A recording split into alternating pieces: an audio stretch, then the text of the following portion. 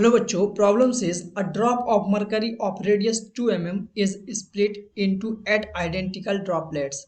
Find the increase in surface energy. Surface tension of mercury equal to 0.465 joule per metre square given है हमें. सो देखिए हमें जो find out करना है, देखिए पहले हमें गिवन है drop of mercury of radius. Radius mercury की कितना गिवन है, कोई मान लेते हैं ड्रॉप है मरकरी की, और इसकी रेडियस जो गिवन है वो R equal to capital R मान लेते हैं 2 mm.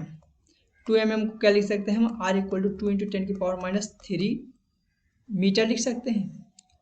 mm है तो मीटर में कन्वर्ट कर लेंगे इसे. सो हमारा क्या आ जाएगा 2 × 10⁻³ रेडियस ऑफ मरकरी. अब इसे स्प्लिट किया जाता है 8, इसे स्प्लिट किया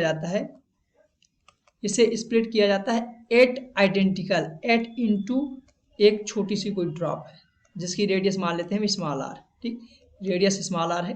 सो इसे स्प्लिट किया जाता है. जैसे इसे स्प्लिट किया जाएगा तो इनके रेडियस में जो रिलेशन है वो हम फाइंड आउट कर सकते हैं. कहाँ से फाइंड आउट करेंगे, मास कंजर्वेशन से. जो इसका मास होगा वही मास इन 8 का भी होगा क्योंकि इससे स्प्लिट किया जा रहा है. So mass of capital R equal to mass of small R means in 8 ball into 8. ये ध्यान रखना है, कैपिटल आर और इसमें से 8 है तो 8 इंटू करेंगे तो मास क्या होता है, m इक्वल टू हम लोग क्या जानते हैं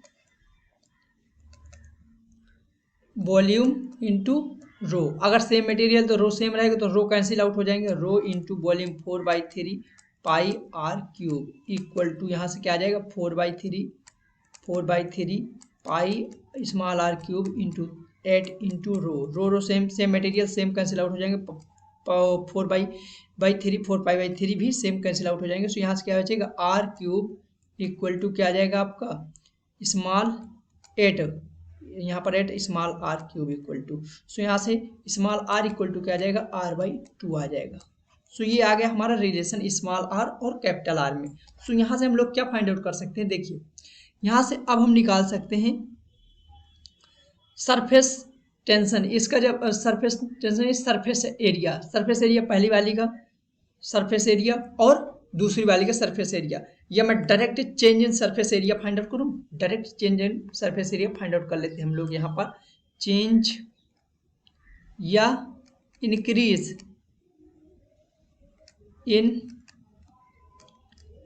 सरफेस एरिया. जो सरफेस एरिया इसका इंक्रीज हुआ होगा वो क्या है, ये फाइनल वाले का माइनस इनिशियल वाले का.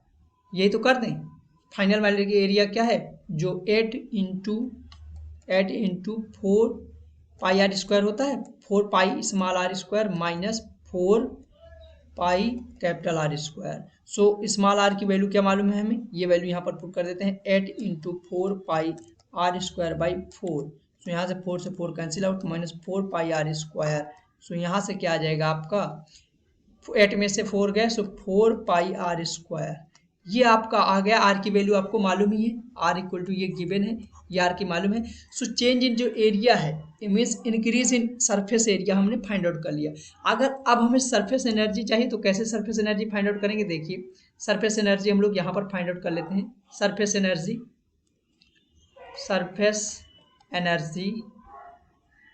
एनर्जी ई से डिनोट कर दे रहे हैं. ई इक्वल टू क्या हो जाएगा change in area, surface tension into change in area, D A इसे बोल दे रहे हैं. D A change in area या increase in area, D A. ये आपका डी ए यहाँ पर सरफेस एनर्जी कितना, सरफेस टेंशन कितना गिवन है, ये सरफेस एनर्जी हमें गिवन है. सरफेस टेंशन ऑफ मरकरी है, surface tension given 0.465 into area क्या हो जाएगा 4 पाई इंटू आर की वैल्यू क्या है यहाँ पर 2 स्क्वायर हो जाएगा 4 10⁻⁻6. ठीक. सो इसे जब मल्टीप्लाई करते हैं पूरे को तो मल्टीप्लाई करने के बाद हमारा आ जाता है 23.5.